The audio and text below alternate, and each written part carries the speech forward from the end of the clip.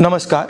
संसद में अपने भाषण में मैंने कहा सत्य की रक्षा हर धर्म का फाउंडेशन है। जवाब में राजनाथ सिंह जी ने शिव जी की फोटो के सामने पूरे हिंदुस्तान को, देश की सेना को और अग्निवीरों को कॉम्पनसेशन के बारे में झूठ बोला। मैंने अपने भाषण में कहा था मेरी बात मत सुनिए, उनकी बात भी मत सुनिए, अग्निवीर के परिवारों की बात सुनिए। कोई पंजाब सरकार ने दी हमें, चलो जो भी है मनता हक तो सेंड दिया हमें। बोलते आएंगे पैसे, इलेक्शन आ रहा है, वो आ रहा है। शहीद अजय सिंह जी के पिता ने मेरे और रक्षा मंत्री के भाषण सुनने के बाद ये बयान दिया है। जो राजनाथ ने कल बयान दिता कि 1 करोड़ रुपए का शहीद के परिवार को भेज चुके हैं, सानू कोई मैसेज नहीं, ना कोई पैसा आया हाल तक जी। राहुल गांधी बहुत आवाज उठा रहा, सदन दे बैठा दामा कर रहा भी शहीदां दे परिवारां नूं इन्हां दी बनदी जो सहूलतां मिलनी चाहिए, अग्निवीर योजना बंद होनी चाहिए, रेगुलर भर्ती होनी चाहिए। रक्षा मंत्री जी ने